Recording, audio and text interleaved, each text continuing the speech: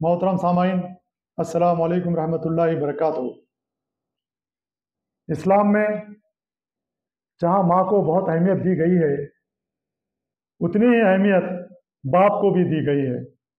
लेकिन हम देखते हैं कि माँ के ताल्लुक से तो बहुत कुछ कहा जाता है, बहुत कुछ बोला जाता है, बहुत कुछ लिखा जाता है, लेकिन कहीं ना कहीं बाप को फरामोश कर दिया जाता है।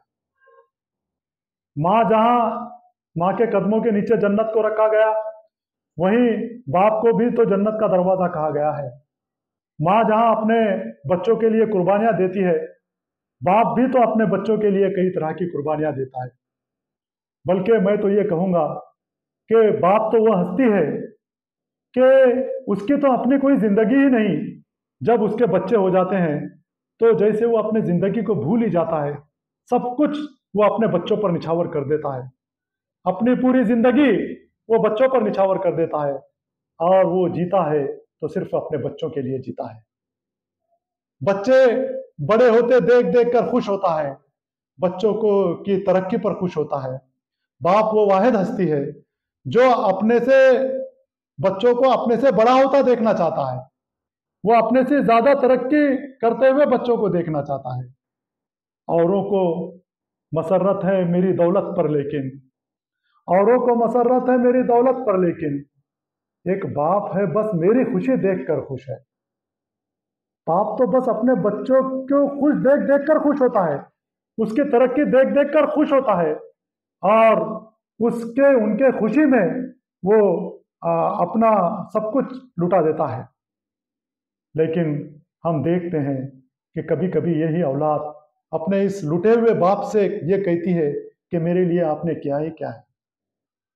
बच्चों के ये जुमले वालिद के वजूद को छल्ली छल्ली कर देते हैं कि उसने अपना सब कुछ अपने बच्चों पर लुटा दिया, और उस लुटे हुए बाप से बड़ा होने के बाद वो औलाद उससे पूछ रही है कि तुमने हमारे लिए क्या किया है। ये बाप की सफेद होते हुए बाल, ये बाप के कमजोर होती हुई पीठ, ये बाप के चेहरे की झुर्रियां, क्या ये आपको नजर नहीं आती कि उसने आपके लिए क्या किया है? फिर भी ये बच्चे वालिद से शिकायत करते हैं कि मेरे लिए आपने कुछ नहीं छोड़ा। वो क्या छोड़ेगा, उसने तो सब कुछ आपके लिए लुटा दिया है। और हम देखते हैं कि बहुत सारे बच्चों का अपने बाप के साथ रवैया अच्छा नहीं है। आज बहुत सारी जगह बच्चे जब बड़े हो जाते हैं, कुछ बड़े ओहदों पर पहुंच जाते हैं, तो बाप को अलग रख देते हैं और खुद अलग रह जाकर रह जाते हैं। एक वाकया मैं आपको सुनाऊं, जिसको पढ़कर मेरे आंखों में आंसू आ गए थे, कि एक अखबार बेचने वाला लिखता है कि मैं एक घर पर अखबार डालने के लिए जाया करता था। उस घर के सामने एक लेटर बॉक्स रखा हुआ था। मैं रोजाना सुबह सवेरे उस लेटर बॉक्स में अखबार रखता और चला जाता। उस घर का मालिक वह अखबार लेता और अंदर लेकर चले जाता। एक दिन मैं हिस्ब मामूल जब अखबार रखने के लिए आया, तो देखा कि घर के दरवाजे पर का जो लेटर बॉक्स है वो गायब है। लिहाजा मैंने दरवाजा खटखटाया।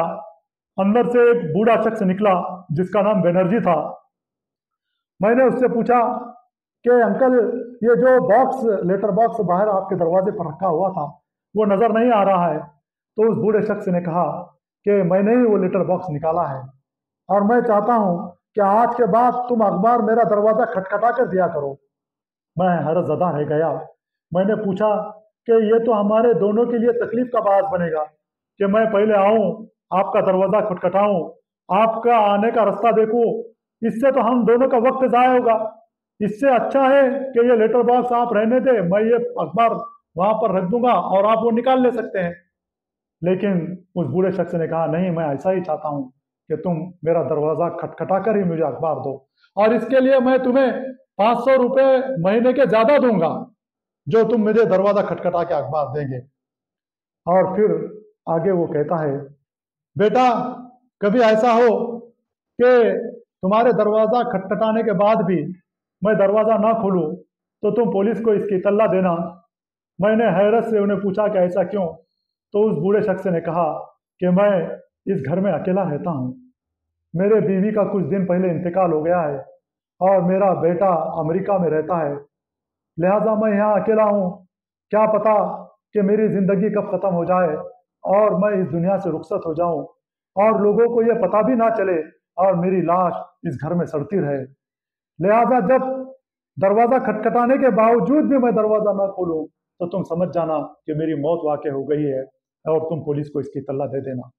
और ये एक फ़ोन नंबर है मेरे बेटे का, उससे तुम फ़ोन लगाकर ये कहना कि तुम जिससे जान छुड़ा कर गए थे, आज वो इस दुनिया में नहीं रहा है।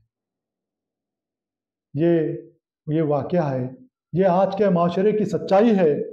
आज कई जगह ऐसे अकेले बाप और अकेले माँ रह रहे हैं, जहाँ वो ज़िंदगी के अपने आखिरी अय्याम को काट रहे हैं। ये एक चीज़ थी जो मैंने बाप के ताल्लुक से आपके सामने रखी। इसके ताल्लुक से पूरा वीडियो मेरा इंशाल्लाह इतवार के दिन आएगा। आप ज़रूर वो वीडियो देखें कि हमारा बाप के साथ क्या रवैया होना चाहिए और आज हम क्या रवैया रख रहे हैं, ये मैंने उस वीडियो में बयान किया है। यही एक चीज़ थी जो मुझे आज के इस वीडियो में कहनी थी। अल्लाह हाफ़िज़।